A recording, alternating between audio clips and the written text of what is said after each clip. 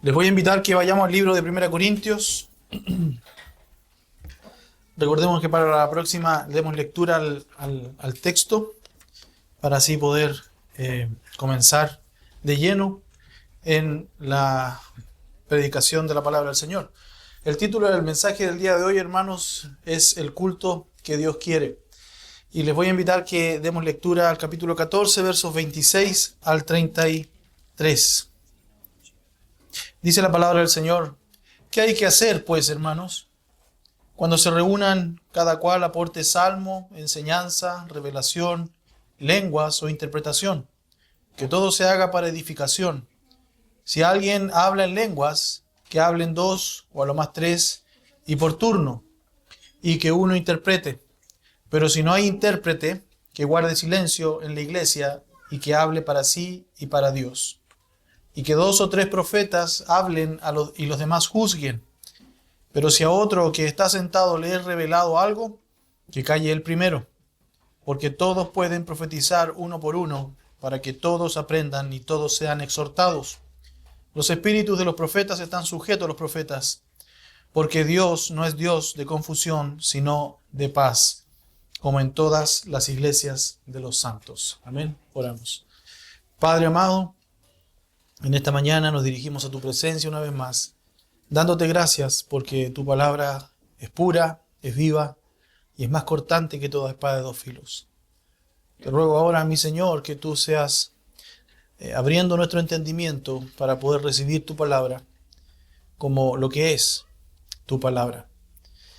Sé tú trabajando en nuestros corazones y haz tú la obra de regeneración, de santificación en cada uno de nosotros de acuerdo a tu voluntad y de acuerdo a tu plan. Toma control de esta reunión, te lo pedimos, y en nada te ofendamos, mi Señor. Te lo pido en tu nombre y para tu gloria. Amén. Hermanos, el culto que Dios quiere. Muchas veces nosotros pensamos que adorar al Señor es de acuerdo a lo que uno piensa que debe hacerse, y principalmente en la liturgia, que es cómo nosotros llevamos la reunión. Y fíjense que aquí el apóstol Pablo nos va a dar y nos va a ordenar de qué manera debía llevarse la liturgia en la iglesia de Corinto. Los problemas que había en la iglesia de Corinto, hermano, afectaban notablemente el desarrollo de las reuniones, cuando, como dice el mismo apóstol Pablo, se reúnen, dice en el verso 26. Esas reuniones servían para que algunos en la congregación hicieran prácticas abusivas de los dones. Como ya hemos considerado en la primera parte, ¿cierto?, de este capítulo 14, especialmente cuando falsificaban el don de lenguas. Y muy probablemente ese desorden llegó a un punto en que muchos hermanos a la vez hablaban en público en lenguas que nadie entendía. Y esa forma de llevar un culto acarreaba un gran desprestigio para quienes, no siendo cristianos, asistían como visita a esas reuniones en la iglesia. Es importante considerar, hermanos, que en la iglesia de Corinto la membresía que había no eran más de 100 personas. No era una iglesia grande, era una iglesia promedio. Lo que pasa es que nosotros somos más bajos que el promedio. Muy probablemente, hermanos, ese desorden llegó a un punto que muchos hermanos a la vez, ¿cierto?, hablaban en público. Y de la misma forma, los profetas, aparte de los que hablaban en lengua, sino los que profetizaban, podían estar cayendo en el mismo error. ¿En cuál error? En el hablar todos a la misma vez. Y al participar todos a la vez, un gran número de ellos, de los profetas, se levantaban en cada reunión y comenzaban a profetizar. Y tal vez, hermanos, estaban usando el don para interrumpirse unos a otros con el pretexto de haber recibido una revelación de Dios. Es que yo recibí una revelación, me tengo que parar y tengo que decirlo, que debía ser comunicada con urgencia a la iglesia. Y eso sucede, hermano, en algunas iglesias. En nuestra iglesia no sucede porque nosotros no creemos en la profecía como un don que esté vigente, porque la profecía ya fue cerrada.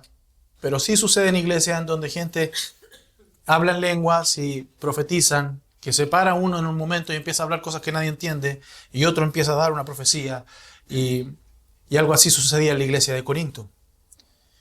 Frente a esta situación, hermanos, el apóstol Pablo, con su autoridad apostólica, regula el uso de los dones en el culto público.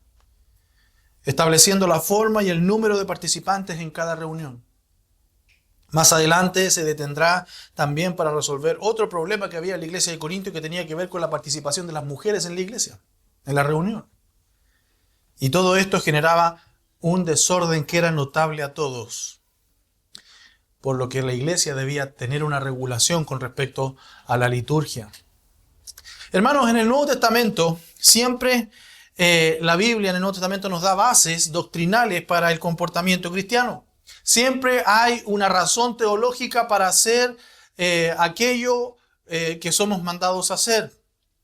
De la misma forma, el apóstol Pablo usa los primeros 11 capítulos del libro de Romanos, si usted estudia el libro de Romanos, para echar los cimientos doctrinales de las exhortaciones que después él hace de los capítulos 12 al 16. Así también en estos primeros 25 versículos del capítulo 14 de 1 Corintios, el apóstol Pablo da los fundamentos doctrinales para luego hacer las exhortaciones que vienen ahora del verso 26 al 40. El propósito principal de los versículos 26 al 40, hermanos, es establecer el procedimiento bíblico para el uso de las lenguas con el fin de que sean de manera sistemática y ordenadas, conforme a la pauta de Dios y no conforme a la pauta de los corintios. Hermanos, en la iglesia de Corinto había confusión y parece que los corintios estaban haciendo todas estas cosas de manera muy desordenada. Ya fuera que tuviera un salmo, como dice el verso 1, doctrina, lengua, revelación, interpretación, todos querían participar al mismo tiempo. No estaban interesados en servir, aprender o edificar la iglesia, sino que solo estaban interesados en expresarse a sí mismos y recibir la gloria por ese don que estaban ejerciendo. Todos buscaban atención, todos buscaban preeminencia, todos buscaban lucir. Y es por esto, hermanos míos, que el apóstol Pablo tiene que regular lo que estaba sucediendo en el culto público de la iglesia de los Corintios. Y fíjense que los versos 26 al 33, que es la porción que vamos a ver el día de hoy, vamos a ver 4 puntos principales. Primero, el orden que el apóstol Pablo da en la reunión de los santos en el verso 26. Como segundo punto vamos a ver el orden en las lenguas, en el uso de las lenguas, de los versos 27 al 28. En tercer lugar vamos a ver el orden en la predicación o en la profecía, ¿cierto? Como dice el verso 29 al 31. Y finalmente vamos a ver cuál es la fuente de todo orden, en el verso 32 al 33. Y vamos a partir por el primer punto, que es el orden en la reunión de los santos. Verso 26 dice: ¿qué hay que hacer, pues, hermanos? Cuando se reúnen, cada cual aporte salmos, enseñanza, revelación, lenguas o interpretación, que todo se haga para edificación. Y es curiosa, hermano, la forma que tiene el apóstol Pablo de iniciar este párrafo de exhortación, como le dije anteriormente, que eran de los versículos 26 al 40, ya que Pablo comienza con una pregunta que él mismo responderá más adelante. Esta pregunta conecta lo dicho previamente con lo que él les va a exhortar ahora.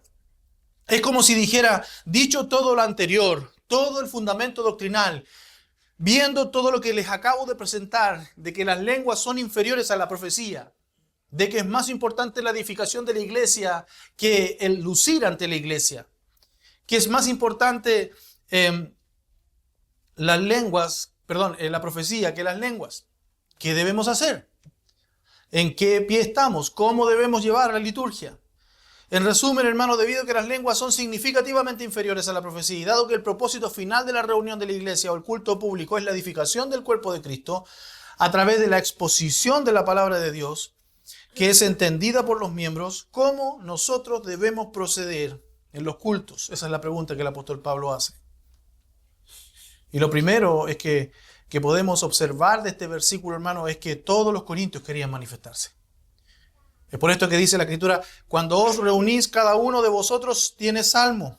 Todos traían algo para compartir. Y fíjense que habla de salmo, de doctrina, de lengua, de revelación e interpretación. Cuando se refiere a los salmos, hermanos, se refiere a leer o a quizás cantar uno de los salmos del Antiguo Testamento. Y en el desarrollo del culto, hermanos, debían haber salmos que son cantos de alabanza a Dios. Podía ser un salmo del Antiguo Testamento o los que hacen referencia en otros lugares, como dice Efesios 5:19, el apóstol Pablo, hablando a sus hermanos en Éfeso, le dice: hablen entre ustedes con salmos, himnos y cantos espirituales, cantando y alabando con su corazón al Señor. A los colosenses también les escribe en el capítulo 3, verso 16, dice que la palabra de Cristo habita en abundancia en ustedes, con toda sabiduría, enseñándose y amonestándose unos a otros con salmos, himnos y canciones espirituales, cantando a Dios con acción de gracias y en sus corazones. Pero también, hermanos, se consideran los salmos como himnos que la iglesia cantaba en aquel tiempo, que no estaban tomados precisamente del salterio hebreo. También hace mención al apóstol Pablo que otros aportaban enseñanza, otros aportaban doctrina, y probablemente indica que algunos querían aportar en una enseñanza favorita o un tema que ellos preferían para ser presentado y expuesto. Hermano, y muchos de nosotros tenemos temas favoritos en la Escritura. A muchos de nosotros quizás nos apasiona el tema de la crianza, a muchos quizás nos apasiona el tema del evangelismo, a muchos nos apasiona quizás el tema de la teología en algún punto. Pero fíjense, hermanos, que precisamente la exposición de la palabra de Dios de manera consecutiva evita estos excesos en los predicadores. Porque si usted ve las parrillas de predicación de algunos predicadores, hermano, se va a dar cuenta que de lo único que hablan es de un tema. Hay hombres que tienen en su corazón el fuego por las misiones y lo único que hacen es predicar de misiones. Hay otros que lo único que tienen en su corazón es amor al dinero, lo único que hacen es pedir dinero. Hay otros que en su corazón hay amargura y lo único que hacen es mostrar la amargura desde el púlpito. Con un pastor, hermano, un predicador en el púlpito abre su corazón. Y la Biblia dice que de la abundancia del corazón habla la boca.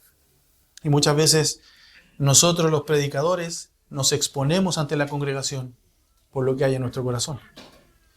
Yo le decía el otro día, no me acuerdo a quién, pero le decía, yo bajé muchas predicaciones de YouTube porque hubo un tiempo que yo predicaba con rabia, con ira, por lo que estaba sucediendo a mi alrededor, en mi núcleo familiar. Y no es correcto, porque también mi carne puede afectar la exposición de la palabra del Señor.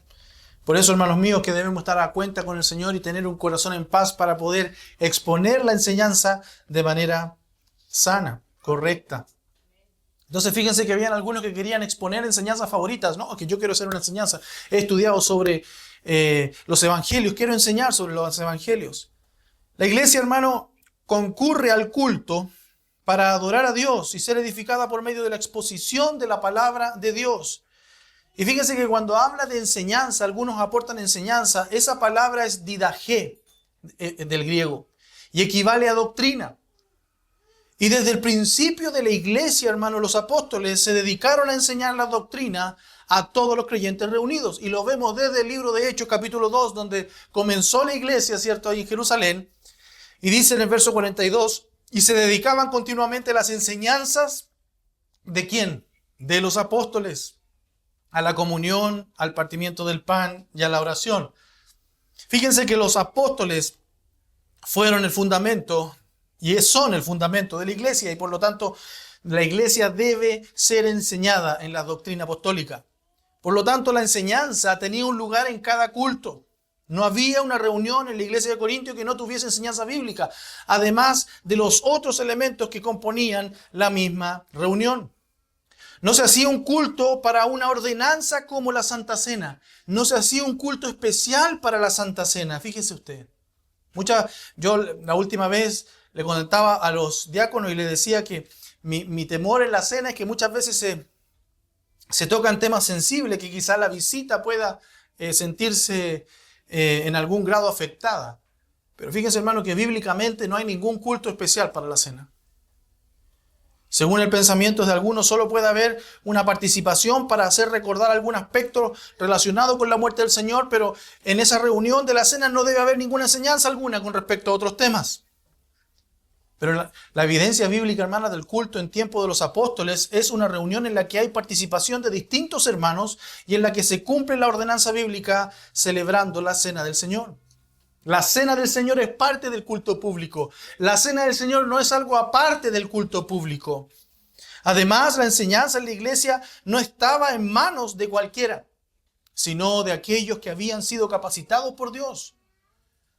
Habían sido capacitados por Dios para poder enseñar, y primeramente con el don de pastores y maestros, y además habían recibido formación bíblica necesaria para poder enseñar. Y fíjense que el apóstol Pablo, en este punto en particular, él insta a Timoteo a enseñar la Biblia a hermanos, y fíjense, a hermanos que sean capaces de enseñar a otros, como había sido enseñado a él. Dice en 2 de Timoteo 2:2, y lo que has oído de mí en la presencia de muchos testigos, esto encarga a hombres fieles, que sean capaces de enseñar también a otros.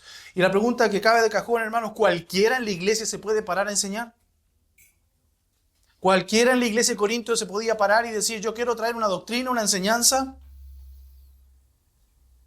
La idea que les estoy presentando aquí, hermano, es que cualquier hermano con buen testimonio puede enseñar a otros sin que haya sido dotado por el don que le hace instrumento en manos del Espíritu Santo. Y eso, hermano, es un serio error que debilita a la iglesia en su madurez espiritual. Porque no todos están capacitados por el Espíritu Santo para enseñar. Primero, debe ser digno de confianza. Dice, varones, hombres fieles.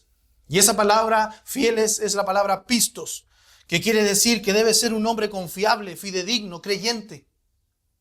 Lo segundo que debe tener es aquel varón es que sea capaz. Y esa palabra es jakinaos, que significa competente, que unido a la palabra anterior, que cuando dice sean capaces, esa palabra anterior es sean, es esomai, que tiene el sentido de alguien que en su vida tiende a hacer algo. No solamente que sea en el púlpito de una manera, sino que en su vida entera es o tiende a ser capaz.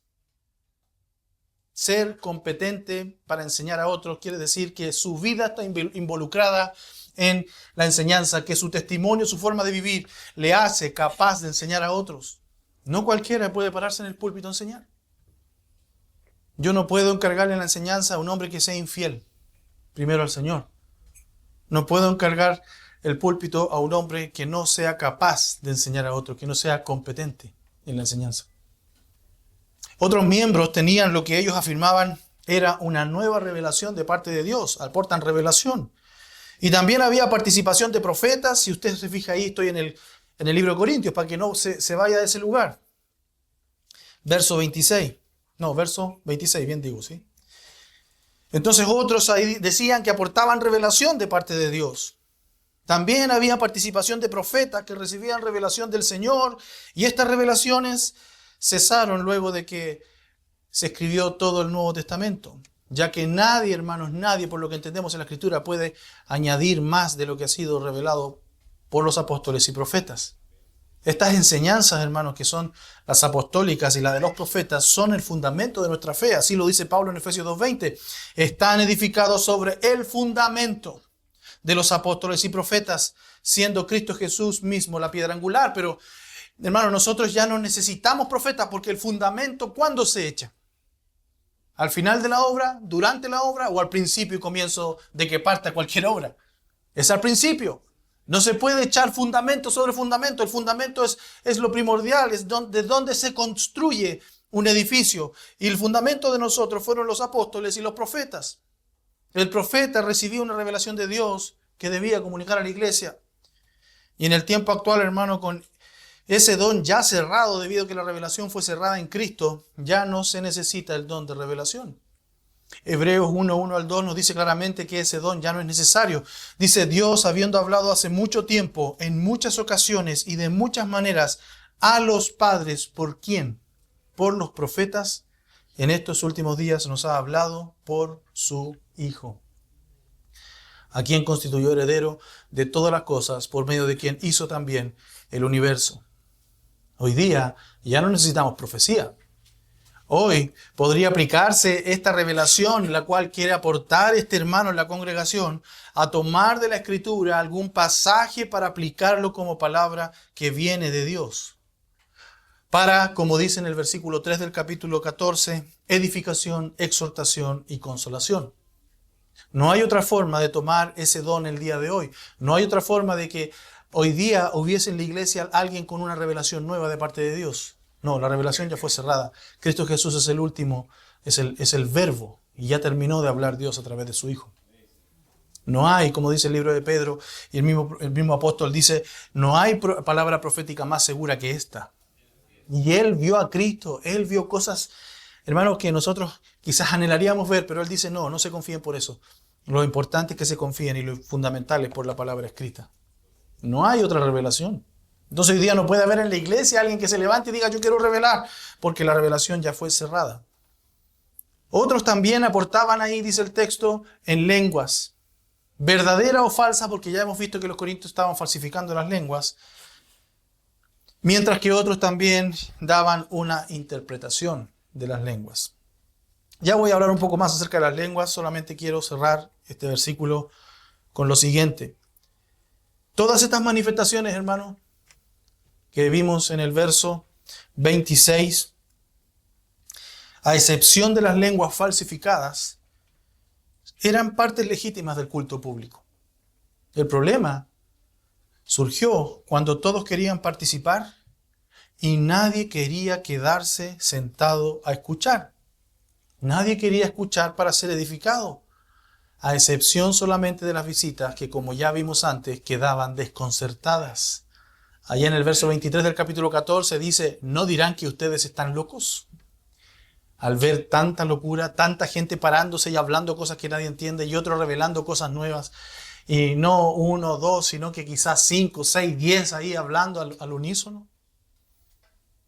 Hermanos, este cuadro nos presenta que el culto se volvió en un culto de la iglesia y no en un culto para adorar a Dios.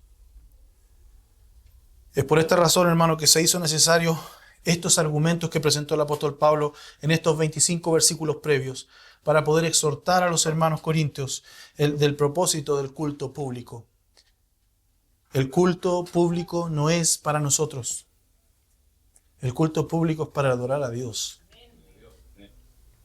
Y muchos de nosotros transformamos y muchas iglesias han transformado el culto para mostrarse ellos mismos, para hacer lo que a ellos les gusta, cuando en realidad en un ambiente así, como el que tenía la iglesia de Corinto en ese minuto, nadie era beneficiado.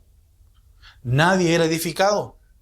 Es por esto que Pablo da la recomendación al final del versículo 26, diciéndole que todo se haga para edificación. Porque no todo se hacía para edificación. Muchas cosas se hacían para lucir, para mostrarse. Ahora bien, ya vemos que todos querían manifestarse en el culto público, pero la verdad es que todos debían ser edificados. Y esa palabra edificación es la palabra oikodomé, que significa literalmente construcción de una casa. La edificación de la iglesia equivale a construir una casa. Y figurativamente se refiere al proceso de crecer, al proceso de mejorar, al proceso de madurar en la fe.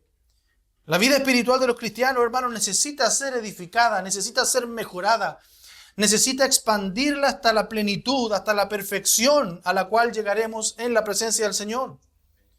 La responsabilidad principal de los cristianos, o más bien dicho, la responsabilidad principal de ti, tiene que ver con edificar a tus hermanos, no solo con edificarte tú mismo. Fíjense, hermano, que no es solo amarse unos a otros, sino que ese amor te lleva a la edificación. Muchas veces, hermanos, el amor nos va a llevar a reprender, el amor nos va a llevar a exhortar, el amor nos va a llevar a redarguir. Muchas veces ese amor no solo va a decir, hermano, está bien, sigue así como estás. Muchas veces ese amor te va a llevar a decir, hermano, estás mal, estás en un error, cambia, arrepiéntete. La edificación es una responsabilidad principal también de los líderes de la iglesia, pero lo es también de todos los cristianos. Así lo manifiesta Efesios 4:11. Y él dio a algunos el ser apóstoles, ya vemos que fueron el fundamento, y a otros profetas, parte del fundamento, a otros evangelistas, aquellos que van predicando el evangelio, a otros pastores y maestros. Es un don que tiene estas dos aristas, pastor, maestro, a fin de capacitar, y aquí está la clave para usted, a los santos para la obra del ministerio, para la edificación del cuerpo de Cristo. ¿Quién hace la obra del ministerio? ¿Quién es quien sirve en el ministerio? ¿Quién es el que sirve en la edificación del cuerpo de Cristo? Hermano, son los pastores, son los miembros de una iglesia, es decir, es la congregación. Usted está llamado por Dios para edificar la iglesia de Cristo. Cada creyente está llamado a ser un edificador. Por eso que el apóstol Pablo les exhorta a los tesalonicenses en 1 Tesalonicenses 5:11. Por tanto, confórtense los unos a los otros. Y fíjense lo que dice. Y edifíquense el uno al otro, tal como lo están haciendo. Edifíquense, es decir, construyanse. Añadan más cosas, mejoren, lleguen a la perfección, ayúdense a llegar a la perfección en la piedad.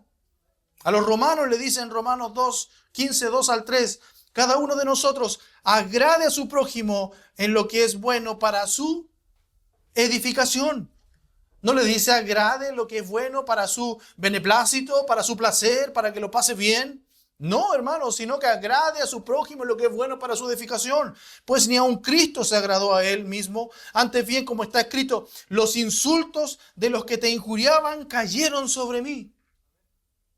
Hermano, si yo tengo que sufrir para que tú seas edificado, entonces debo sufrir. Debo tomar mi cruz cada día, como dijo el Señor Jesús, y seguirle. Y la cruz no es un accesorio lindo para el día domingo. La cruz no es una Biblia bajo el brazo. La cruz no es tener a tu esposa y a tus hijos lindos para ir a la casa del Señor y que todos te vean y te aplaudan. No, la cruz, hermano, es el sufrimiento, es la muerte del yo. Hay muchas cosas por las que nosotros debemos morir para edificar a otros. Esos insultos, hermanos, de aquellos que injuriaron al Señor Jesús en la cruz, van a caer sobre nosotros. Nos van a insultar. Nos van a tratar mal, nos van a humillar, nos van a menospreciar. Pero eso es lo que debemos hacer nosotros, agradar a nuestro prójimo para que sea edificado. Cristo no se agradó a él mismo. Hermano, si fuese sido por su conveniencia, se queda en la presencia de Dios, se queda ahí en el cielo. No baja aquí y se hace un hombre y muere en la cruz y recibe todo el pecado de todos sus escogidos y recibe la ira de Dios sobre él. Hermano, no hubiese tenido un mal día el Señor. Pero Él quiso tener un mal día, y más que un mal día, una mala vida, por edificarte a ti. Jesús no vino para ser servido, hermano, como dice la Escritura en Mateo 20:28, sino para servir y para dar su vida en rescate por muchos. Ese es el sentir de nuestro Señor Jesús. Nuestro Señor no buscó lo que le beneficiaba a Él mismo, sino que buscó lo que le beneficiaba a los que vino a buscar y a salvar. Como Pablo indica repetidas veces en este capítulo, hermano, en este capítulo 14, una evidencia importante de la falta de amor de los corintios era su preocupación egoísta por sí mismos. La otra cara de la falta de preocupación por la edificación de sus hermanos en Cristo. Dice en 1 Corintios 14:3, pero el que profetiza habla a los hombres para edificación, exhortación y consolación. El que profetiza, hoy llevado a la actualidad, el que predica. Muchos de nosotros, hermanos, ¿para qué queremos predicar? ¿Para ser vistos y escuchados por los hermanos? Dice luego el verso 4, el que habla en lenguas a sí mismo se edifica. ¿Qué diferencia había entre las lenguas y la profecía? Que las lenguas edificaban el corazón del que hablaba en lenguas, pero no edificaban a la iglesia. Si es que el que hablaba en lenguas entendía la lengua que hablaba. Pero el que profetiza edifica a la iglesia, nuevamente. ¿Hacia dónde está la orientación del que hablaba en lenguas? Hacia edificarse a sí mismos. Yo quisiera, dice, que todos hablaran en lenguas, pero aún más que profetizaran. Es como si el apóstol Pablo les dijera, yo quisiera que todos se edificaran a sí mismos. Pero yo quiero que más ustedes edifiquen, que se edifiquen a sí mismos. Muchos dicen por ahí, no, yo sirvo al Señor según mi forma. O inclusive más, muchos dicen por ahí, yo no vengo a la iglesia a ser amigos. Y ponen una cara de piedad y una apariencia de piedad diciendo, yo voy a la iglesia a adorar a Dios. Entonces no me importa este de acá, este de allá, no me importa. No me importa, yo vengo a adorar a Dios, tengo una relación personal con Dios. Y la pregunta es, ¿eso no es lo mismo que los que hablaban en lenguas? El que tiene esa actitud con la iglesia, hermano, lo único que busca es su edificación. Es un egoísta, orgulloso Corinto. En cambio, el que profetiza edifica a los demás. Quizás yo me voy a tener que quedar afuera cuidando los autos, pero yo quiero que mi hermano esté en la iglesia para que se edifique. Yo me voy a esforzar para poder servir al cuerpo para que mi hermano se edifique.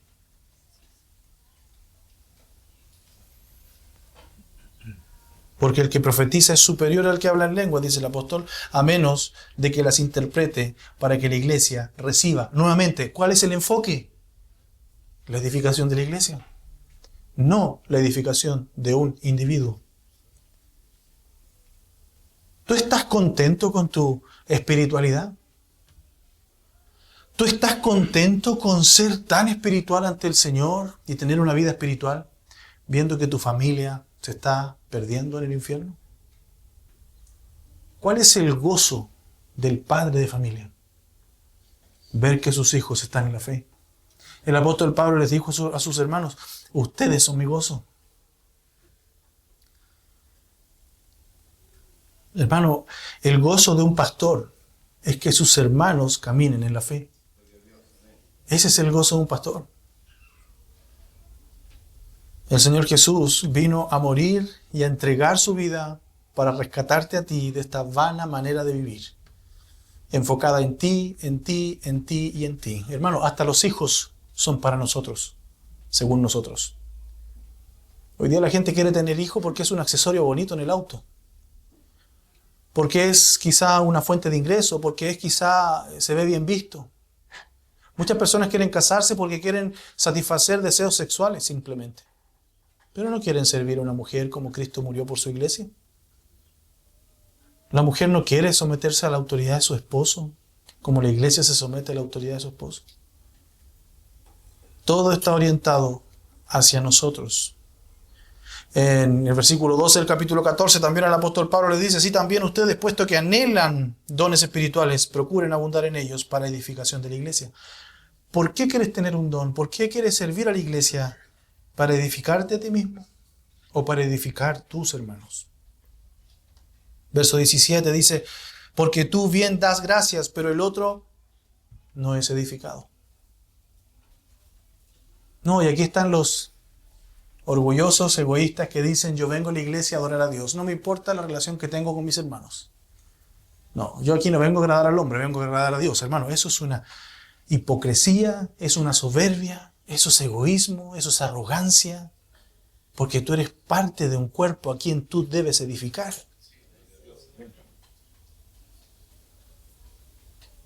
En el verso 26, obviamente, vemos también la edificación, y en el verso 31 vemos, porque todos pueden profetizar uno por uno, para que todos aprendan y todos sean exhortados. ¿Cuál es la orientación? ¿Cuál es el enfoque que el apóstol Pablo está buscando en la iglesia? ¿Individual o eclesial o grupal? El punto central, hermano, es que lo importante no era que los corintios sirvieran a otros, sino que el otro sea servido. Y es decir lo mismo de otra manera. Lo importante no es que tú sirvas a otros, lo importante es que otros sean servidos por ti. El enfoque debe estar en el otro. El enfoque debe estar en la congregación. Sin edificación, hermano, no hay ministerio. Si no edifica, no debe hacerse. Muchas iglesias, lamentablemente, y espero nosotros no seamos una de ellas, las actividades que planifican y ejecutan no tienen ningún propósito de edificación. Solamente el enfoque está en hacer cosas. El enfoque, hermano, no está en el yo, sino en el los demás. Hoy vemos muchos creyentes preocupados de ser vistos y reconocidos por la iglesia. Muchos pastores que lo único que aman son sus ministerios y no a aquellos que sirven en sus ministerios. Sin ir más allá, hermano, muchos varones quieren enseñar, quieren servir como un pastor o un diácono solo porque ven el atractivo del púlpito y la autoridad, pero no aman a quienes quieren enseñar o servir. No son capaces de perdonar a quienes los ofenden, son más orgullosos que muchos falsos profetas y no aman a la grey porque resisten a aquellos que no son de su agrado. Y en el pasado han sido ofendidos por ellos. Hermano, hay hermanos que nos van a ofender. Hay hermanos que nos van a hacer daño. Pero el día de mañana pueden ser hermanos. Y cuando digo hermanos al principio digo personas. Si usted se pone a pensar, hermano, ahí con Ananías, la iglesia, no me acuerdo ahora en este minuto, se me fue la palabra, cuando se les llamó, Ananías y Zafira fue, sí, la iglesia primitiva, sí, se les llamó a recibir ¿a quién? Al famoso llamado Saulo. ¿Saulo quién era? ¿Ustedes se han puesto a pensar en ese cuadro, hermano? Saulo fue uno que mató cristianos. Quizás no con sus manos, pero dio su consentimiento. Saulo fue uno que no descansaba por perseguir a hermanos nuestros. Y un día esta iglesia tuvo que llamarle hermano. Y un día esta iglesia tuvo que decirle bienvenido. ¿Cuántos, hermano, cuántos creyentes no somos capaces de perdonar a nuestros hermanos que nos han ofendido cuando Cristo Jesús perdonó ese pecado en la cruz? Nosotros nos creemos más santos y más dignos de honra y gloria que el mismo Señor Jesús. ¿Qué resistencia puso la iglesia cuando ese famoso Saulo, Dios lo salvó? ¿Y por qué tú no aceptas a tu hermano? ¿Por qué tú no lo amas como a los otros? ¿Por qué tú mantienes tus recelos y tus reservas con esa persona que no le crees? Dices, no, esa persona yo no le creo, ese es un farsante. ¿Quién eres tú? ¿Eres el Espíritu Santo?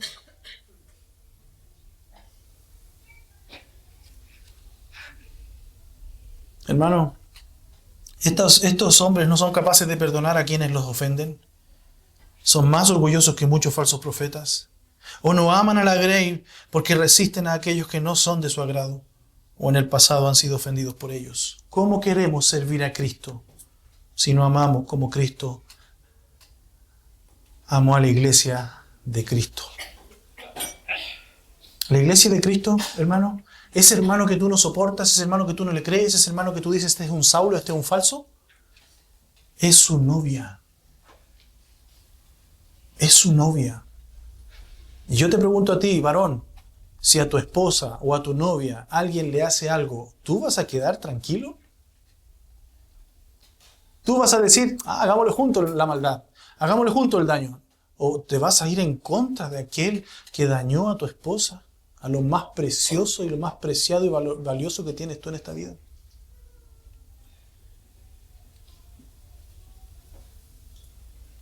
Hermano, si tú no eres capaz de amar a todos tus hermanos por igual en la iglesia, entonces tú no estás amando a la novia de Cristo, te estás amando a ti mismo.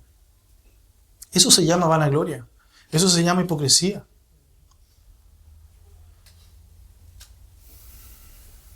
Los corintios, hermanos, no siguieron como Pablo los mandó en Romanos 14:19, lo que contribuye a la paz y a la edificación mutua.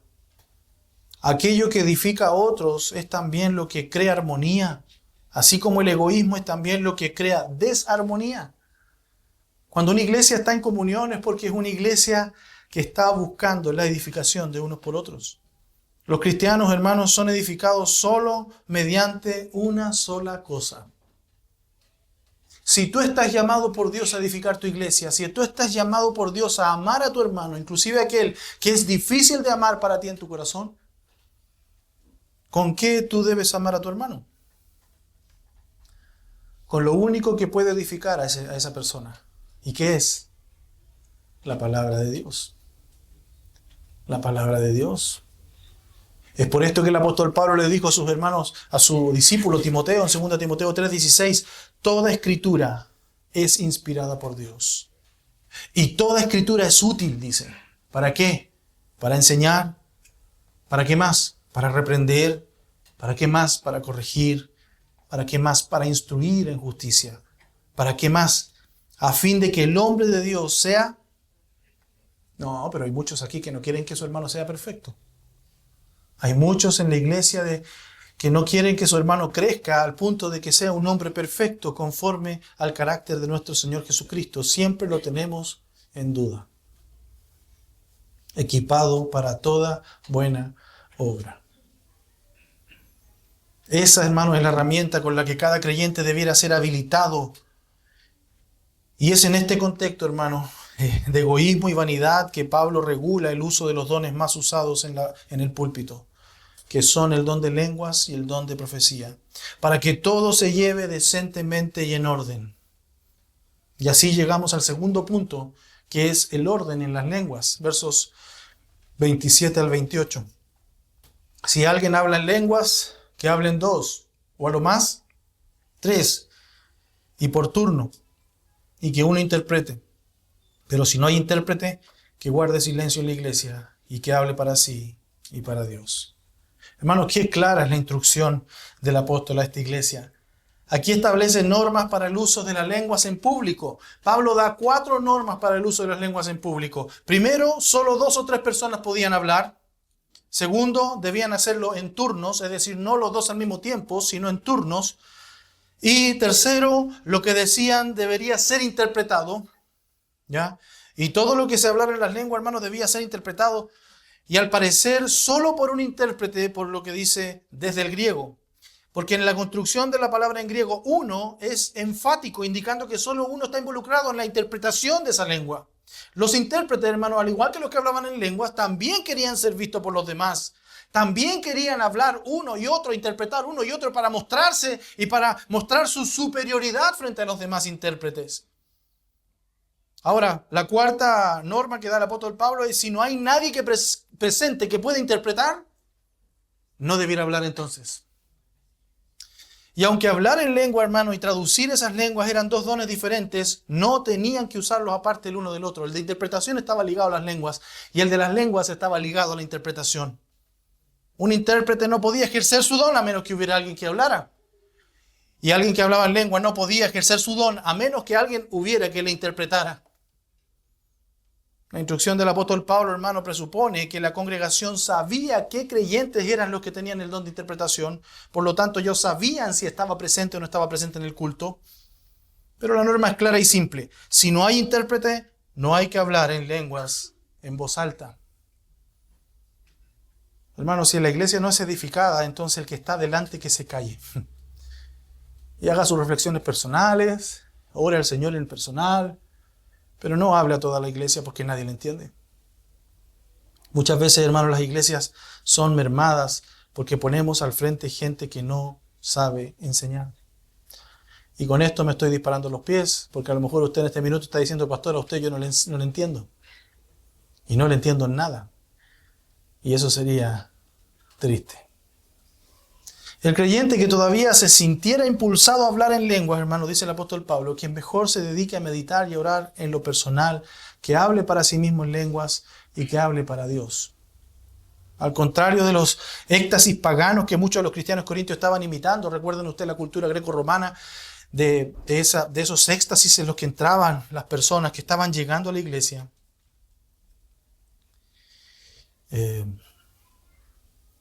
El Espíritu Santo, hermano, nunca trabaja a través de personas que estén fuera de control o dominadas por el Espíritu, como se dice. Él ministra todos sus dones por medio de la mente consciente de la persona, de cada uno de sus santos, de los que se dan cuenta de lo que están haciendo. Fíjense que lo que le está dando el apóstol Pablo aquí es orden en el culto. No pueden hablar todos a la vez. Y si alguien habla en lenguas, debe ser interpretado para que edifique la iglesia. Como ya vimos, ese es el énfasis. Lo que nos lleva al tercer punto. El apóstol Pablo no solo da el orden con respecto a las lenguas, sino que da el orden con respecto a la predicación. Del verso 29 al 31. Dice: y que 2 o 3 profetas hablen, y los demás juzguen. Pero si a otro que está sentado le es revelado algo, que calle el primero, porque todos pueden profetizar uno por uno, para que todos aprendan y todos sean exhortados. Y aquí vemos, hermanos, las normas para el uso del don de la profecía. Y lo vamos a dividir en dos partes, la profecía en público y la profecía en privado. Fíjense que las normas para el uso en público, vemos que el apóstol Pablo nuevamente habla acerca de los turnos en el púlpito. Al comienzo de este versículo, el apóstol Pablo comienza con la letra I. Y esa letra I, si usted se da cuenta, da continuidad de lo dicho anteriormente. Es decir, al igual que en las lenguas, lo mismo que con la profecía. La participación en cada culto se limitaba a 2 o 3, lo mismo que en las lenguas. Y los demás, dice Pablo, que deben juzgar. Y esta palabra es dura para nosotros. Y muchos cristianos por ahí dicen, no, nosotros no debemos juzgar, hermano. El juicio es pecado, el juicio es malo. Usted no debe juzgar a su hermano. Y la Biblia sí nos llama a juzgar, en este contexto y en otros también. Otros profetas con ese don, no está hablando simplemente de la iglesia, aunque también se aplica a la iglesia, y lo vamos a ver más adelante, deben juzgar o podían, más bien dicho, otros profetas con ese don podrían intervenir en el culto. Pero como solo podían hacerlo 2 o 3, los otros, los demás que quedaban sentados, que no podían hacerlo en aquella ocasión, debían aplicar el discernimiento de espíritus del que habla 1 Corintios 12:10 para entender si el mensaje era de Dios por revelación del Espíritu Santo.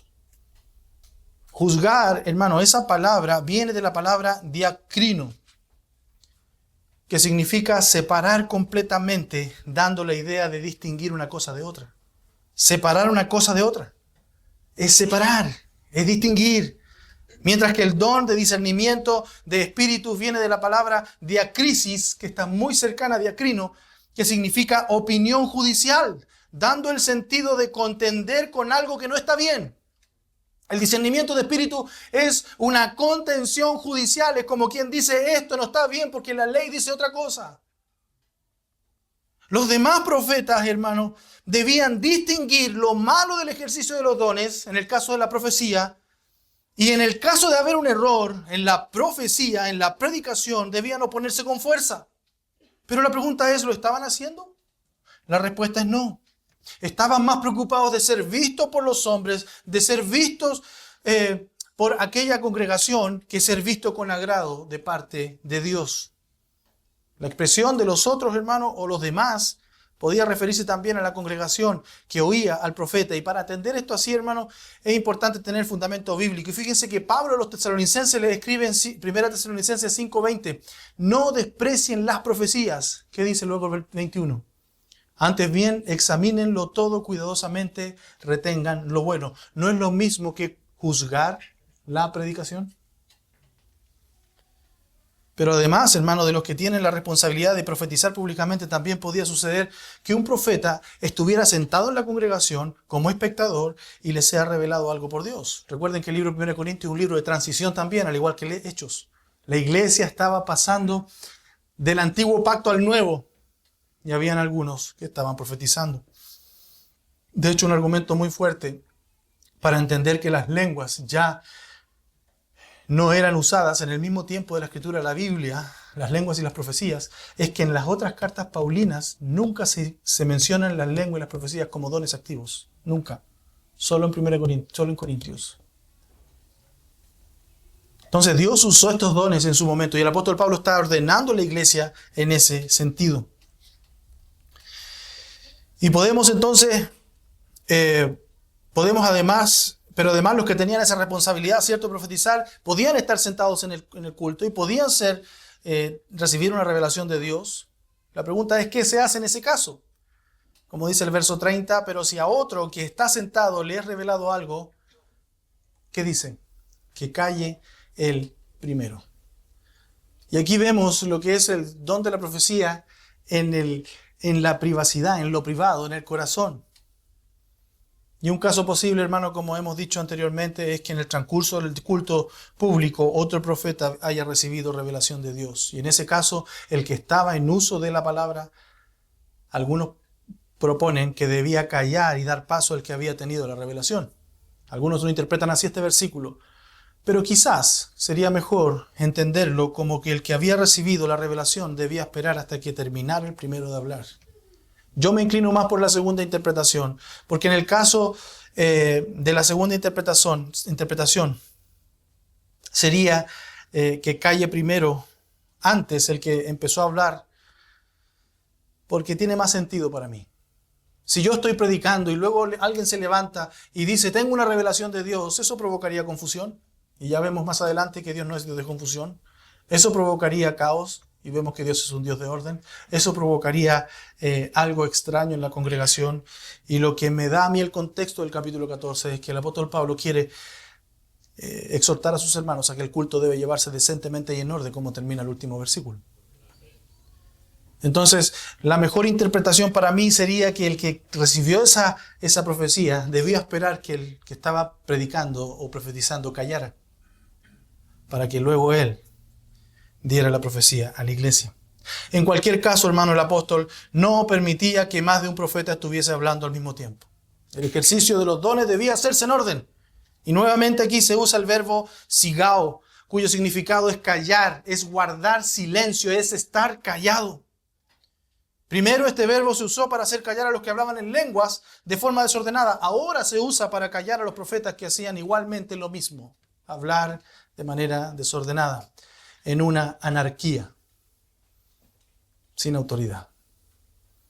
Y es preciso, hermano, recordar que para el apóstol Pablo, en el contexto de la epístola, la profecía tenía que ver con un mensaje de exhortación, de aliento y de consolación. Y en este sentido el mensaje debe venir siempre de la palabra de Dios.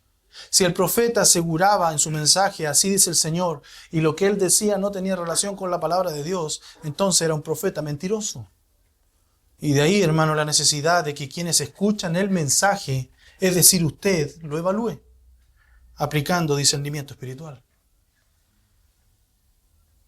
Y es así como verso 31 del capítulo 14 continúa el apóstol diciendo, para que todos puedan profetizar uno por uno, para que todos aprendan y todos sean exhortados. Perdón, lo leí mal al principio, porque todos pueden profetizar, dice. Lo importante, hermano, era el orden. Ya sea ya que se dieran nuevas revelaciones o que se reforzaran las revelaciones antes dadas, los profetas tenían que profetizar uno por uno. Como sucedía también con las lenguas, era imperativo que solo una persona hablara a la vez para que todos aprendan y todos sean exhortados. Fíjense que la conjunción que usa aquí el apóstol en la segunda parte de este versículo, que es para qué todos aprendan, es la conjunción griega gina, y en griego se usa para expresar un doble sentido, un doble propósito, y ese doble propósito es aprender y exhortar. Como lo dijo en el verso 3, edificación y exhortación.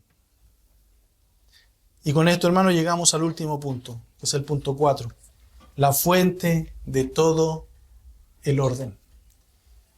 Hermanos, la fuente de todo el orden. Versos 32 al 33 dice, los espíritus de los profetas están sujetos a los profetas, porque Dios no es Dios de confusión, sino de paz, como en todas las iglesias de los santos. Voy a dejar la última parte de este versículo para el próximo domingo, pero voy a llegar hasta la palabra paz, porque creo que es más congruente esta última parte, esta última oración de este versículo con lo que sigue a continuación. Hermanos, lo primero que entendemos a la luz de este texto es que el control es necesario. El apóstol Pablo refuerza el principio de que los profetas juzguen los mensajes a otros. Recuerden 14:29. Y que 2 o 3 profetas hablen y los demás juzguen. No solo los profetas están para juzgar la autenticidad de lo que otros profetas dicen, sino que cada profeta tiene que tener control de su propio espíritu. La Biblia no habla nada sobre revelaciones fuera del espíritu o fuera de la mente. A lo que Dios reveló su palabra, no siempre entendieron completamente lo que estaba haciéndose revelado en su momento, pero siempre estuvieron conscientes de lo que era el mensaje y de que Dios se lo estaba dando. Nunca Dios los poseyó como una posesión demoníaca, no. Ellos estaban con todos sus sentidos conscientes. Hermanos, Dios no se olvida de la mente de los hombres para revelar o para enseñar algo, y principalmente su palabra. Él no te va a enseñar nada en éxtasis, Él no te va a enseñar nada en sueños, Él te lo va a enseñar con tu mente lúcida. No hubo experiencias extrañas como entrar en un trance relacionadas con la acción de Dios o con el profeta. tales como las que ocurría, ¿cierto?, cuando ocurren las revelaciones demoníacas. Y había una prueba clara para distinguir la obra del Espíritu Santo de la obra de los demonios. Y al parecer los corintios, hermanos, no sabían distinguir, no tenían ese discernimiento y tenían dificultad para establecer la distinción. Así lo vemos en el capítulo, o lo vimos en el capítulo 12, verso 3, cuando dice: por tanto, les hago saber que nadie hablando por el Espíritu de Dios dice Jesús es anatema, y nadie puede decir Jesús es el Señor, excepto por el Espíritu Santo. Ellos estaban llamando a alguien que estaba bajo la dirección del Espíritu Santo y que a la vez decía Jesús es anatema, Jesús es el maldito. No sabían distinguir si estaban siendo guiados por el Espíritu Santo o por los demonios. Y hoy, hermanos, quizás no tenemos confusión en la forma de nuestro culto. Quizás nuestro culto no lo va a llevar a una confusión, pero sí confundimos muchas veces llamando santo algo que no es santo. Llamamos hermanos a personas que viven vidas en pecado, pero se dicen ser santas. Respetamos y admiramos ministerios que no están sirviendo a Dios, sino sus propios vientres, confundiendo a un falso profeta con un siervo de Dios. Y cuántas otras cosas más nosotros las hemos confundido. No tenemos el discernimiento. Muchas veces la gente dice: no, el culto estuvo súper lindo, espiritual. Sí, pero ¿de qué espíritu? ¿Del Espíritu de Dios?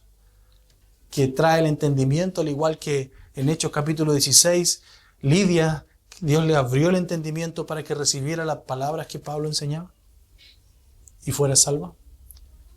¿O fue un culto espiritualizante? ¿O fue un culto espiritual en emociones, en sensaciones?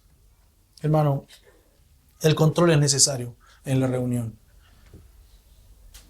El control es necesario, y es por esto que el apóstol Pablo dijo: los espíritus de los profetas están sujetos a los profetas. Pero además podemos ver que el control es de Dios. El control es divino. Y así dice la segunda parte del verso 33, porque Dios no es Dios de confusión, sino de paz. Y hermano, aquí está la clave de todo este capítulo. Nuestra adoración de Dios debiera reflejar el carácter y la naturaleza de Dios. Él es el Dios de paz y de armonía. Él no es un Dios de confusión y de conflictos. Romanos 15:33 dice: y el Dios de paz sea con todos ustedes. Amén. ¿No dice el Dios de guerra? ¿No dice el Dios de conflictos? ¿No dice el Dios de que vamos a aclarar las cosas? No, el Dios de paz. También a los tesalonicenses les dice que el mismo Señor de paz siempre les conceda paz en todas las circunstancias. El Señor sea con todos ustedes. ¿Podría haber pedido que les conceda riquezas? Él pidió que les conceda paz. Hermanos, no hay nada mejor que la paz en tiempos de angustia. No hay nada más hermoso que la paz en tiempos de aflicción.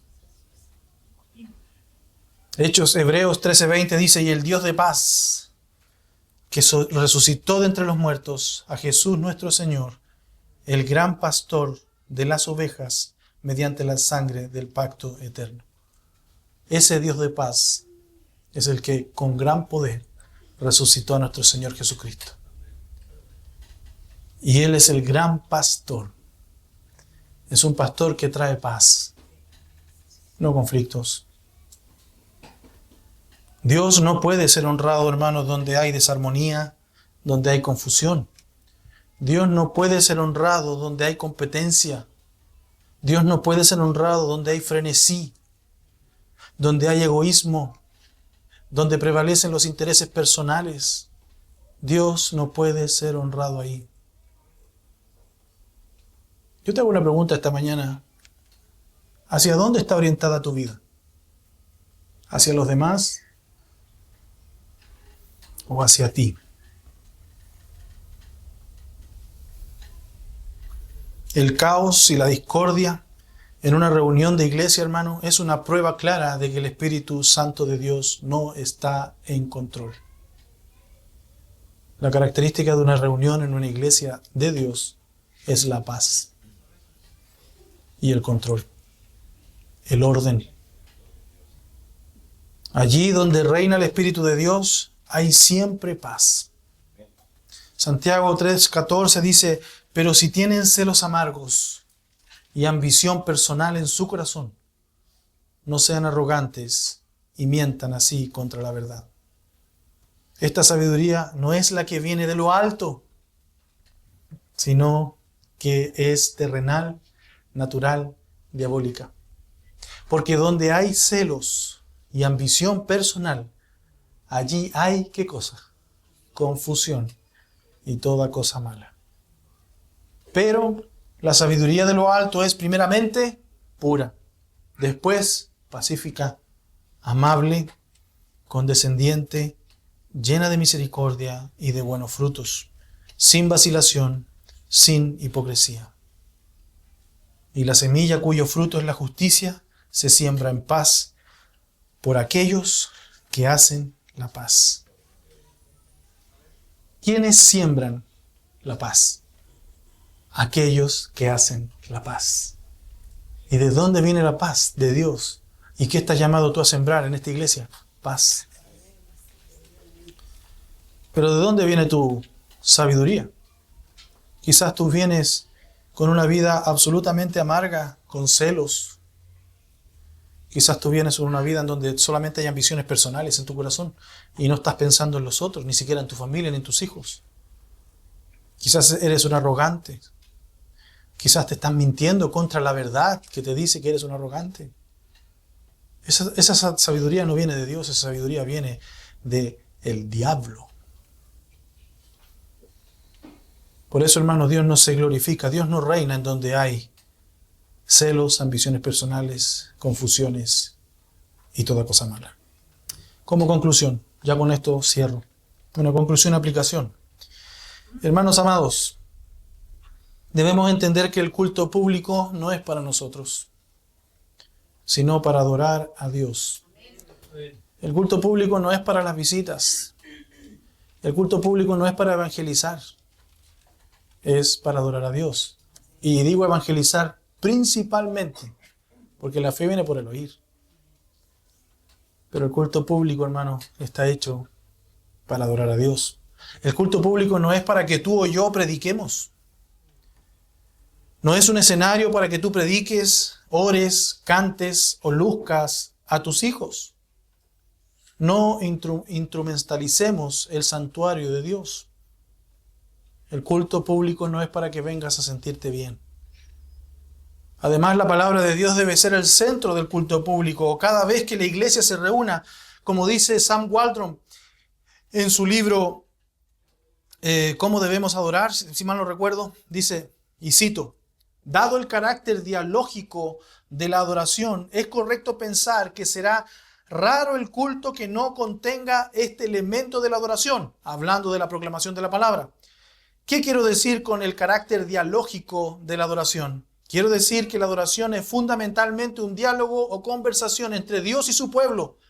La verdadera adoración se resume en Santiago 4:8 que dice, acérquense a Dios y Él se acercará a ustedes.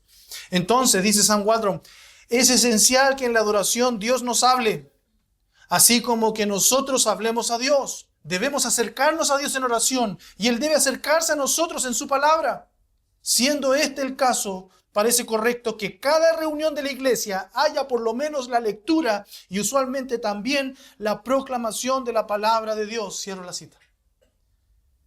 Hermano, la reunión debe ser un momento en donde nosotros nos acercamos a Él en oración y Él se acerca a nosotros a través de su palabra. Es un momento de comunicación entre Dios y su pueblo, no entre Dios y los no salvos, sino que entre Dios y su pueblo. Además, la proclamación de la palabra de Dios a través de la enseñanza y predicación debe estar en manos de hombres fieles, como dice la Escritura. Debe estar en manos de hombres capaces de enseñar a otros, según lo que dice 2 Timoteo 2:2. No es un premio a la fidelidad la predicación en el púlpito. No es una vitrina para que se luzcan los hermanos. No es una plataforma de modelaje. No es una pista de carreras. No es un instrumento con el que estimular a un hermano que está desanimado. La predicación de la palabra de Dios es sagrada. Es el momento en que Dios se comunica con su pueblo y debe ser santa y pura. O como dice mismo Sam Waldron en el mismo libro, cito, no debemos predicarnos a nosotros mismos, sino a Cristo Jesús el Señor. Debemos prepararnos cuidadosamente para dar al pueblo de Dios fielmente su palabra. Debemos mantener nuestras propias emociones y opiniones carnales fuera de la predicación. Y en general debemos recordar que cuando predicamos y enseñamos la palabra de Dios, estamos en un lugar santo, haciendo algo santo en la presencia de un Dios santo. Hermano, no es cualquier cosa la reunión de los santos. No es cualquier cosa pararse aquí enfrente y exponer la palabra del Señor. Muchas veces nosotros relativizamos la reunión o el culto público pensando que es solamente un momento en donde alguien habla acerca de la Biblia. Cuando en realidad, hermano, estamos en un lugar santo, haciendo cosas santas frente a un Dios santo. Por eso debemos prepararnos, cuidarnos, limpiar con la palabra de Dios nuestro corazón. Lo que me lleva a otro punto, el que quiera ser levantado en autoridad en la iglesia, hermano, en la iglesia de Cristo, debe amar la iglesia a la que quiere servir. Y espero que los diáconos estén amando su iglesia. Que no se estén amando más ellos. Al igual que el que les habla y el anciano Simón también. Tengamos nuestro corazón, en primer lugar, nuestra iglesia para edificar nuestra iglesia. Debemos amar nuestra iglesia. El enfoque no está en el yo, hermano, sino, como les decía anteriormente, está en los demás. Si tu vida no está en control, si tu vida no está en paz, entonces Dios no está ahí. Él no es un Dios de confusión.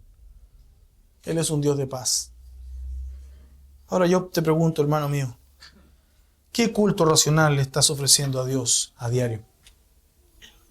¿Un culto con confusión, con celos de otros hermanos o de otras personas, o ambiciones personales egoístas? ¿O un culto con pureza, con paz, amable, condescendiente, lleno de misericordia y buenos frutos, sin vacilación, sin hipocresía, practicando la paz de Dios, sembrando la paz?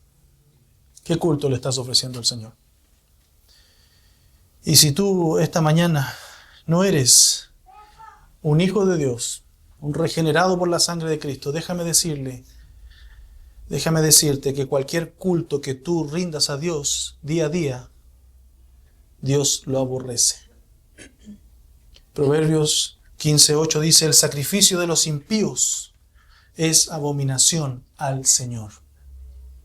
Si tú no te has rendido a los pies del Señor Jesús, si tú no has creído en el Señor Jesús y no has sido regenerado, no has sido hecho nueva criatura, entonces cualquier sacrificio que tú hagas a Dios es abominación a Dios. Y fíjese lo que dice la segunda parte de este verso. Pero la oración de los rectos es su deleite. ¿A quién Dios mira con deleite? A sus hijos que viven en justicia. ¿Y a quién mira con abominación? Al impío que intenta adorarle a Él. Nunca olvidemos, hermano, lo que el Señor Jesús dice en Mateo 7. Muchos me dirán en aquel día, Señor, Señor, en tu nombre echamos fuera demonios, en tu nombre hicimos muchos milagros, en tu nombre hicimos tantas cosas, todos los dones ahí. Pero el Señor Jesús les dirá, nunca os conocí. Apartaos de mí, hacedores de maldad.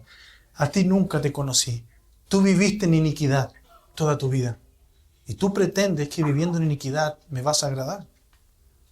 Para mí eres abominación. Y termino con Proverbios 28:9 que dice, el que aparta su oído para no oír la ley, aún su oración es abominación.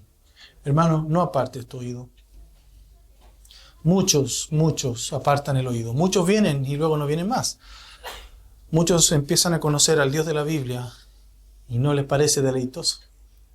Hermano, Dios es maravilloso.